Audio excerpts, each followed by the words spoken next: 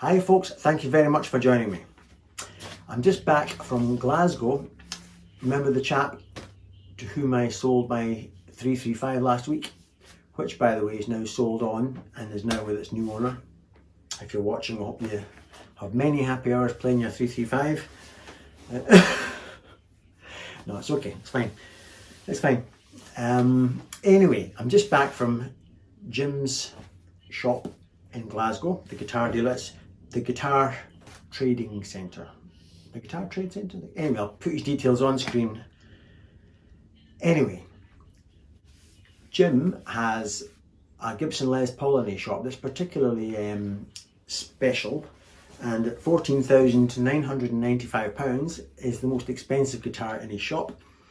So he let me film myself playing with it because I really wanted to have some time and get it on the channel. So before I explain too much details about the guitar, let's just hear it first, right? It was a fantastic guitar to behold. So let's hear it.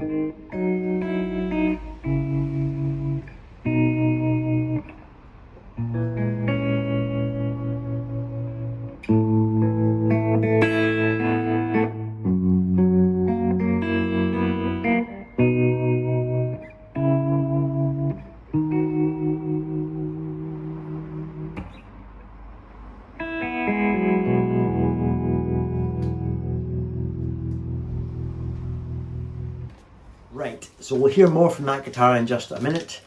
Basically, it's from 2013, Gibson Custom Shop, what they call the collector's choice, where they pick an artist who gives them their guitar and they scan it and replicate it and take it to quite high levels. This is collector's choice number 8. Bernie Marsden gave Gibson his famous 1959 Les Paul, which, if you're a Les Paul fan, you'll know exactly what Bernie Marsden's guitar is. It's the beast. They took it, they replicated it, every bump, every scratch, the neck profile, and basically tried to get as close to a clone as they can. Apparently in this case, the previous owner of this collector's choice met Bernie himself and managed to get Bernie to sign it. So Bernie signed the back, and Bernie, apparently, the story goes, said it was the first of these collector's choice he'd been asked to sign by one of the owners. So he signed his name and he put #1, just in case anybody else asked him to sign. So this guitar is the first signed one by Bernie Marsden himself. And I love my Les Paul. There's no way in this earth I'm ever going to sell my Les Paul. It's my favourite guitar of all, as I keep saying. But objectively speaking, this one you could say is slightly better. It's lighter. So if you get that feeling the wood is maybe a little bit older, or just a more care or choice went into the picking the bit of wood, I don't know. It did very sort of dry sounding guitar. I don't know why we use the word dry.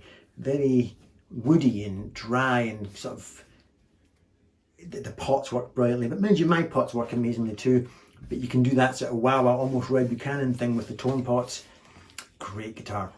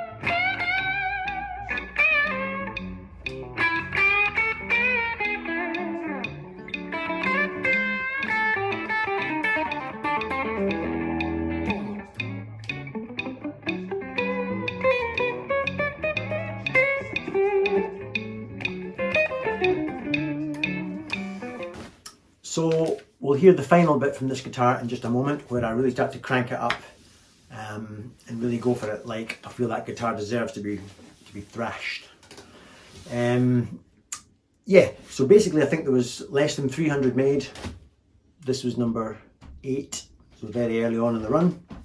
I took my Cornell through in the back of my car and my camera stuff, or iPhone stuff, and just propped my Cornell up and just played it in the corner of the shop, and various people would come in, so you'll hear some background noise as I'm playing.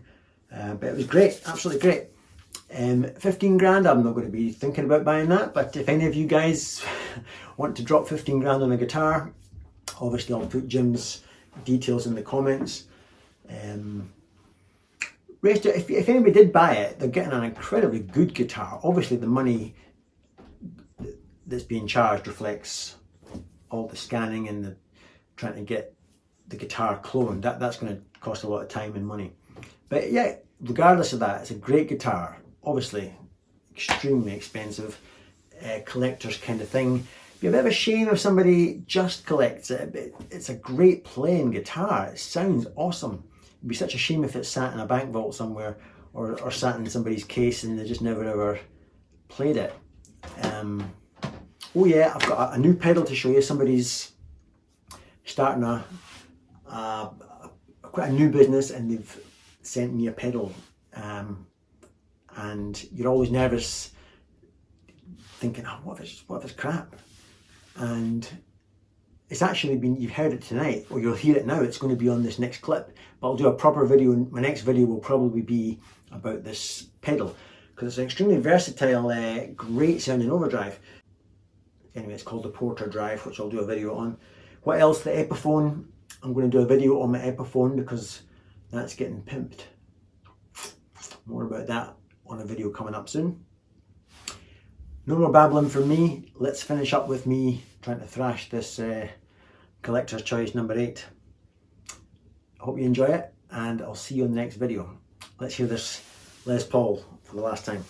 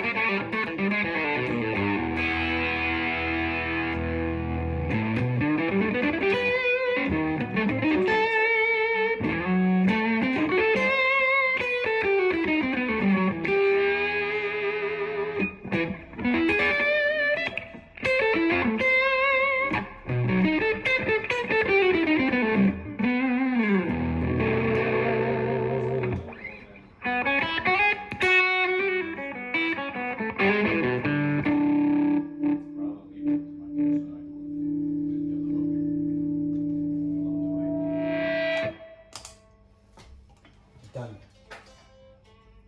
Our work is done. That sounds not bad, eh?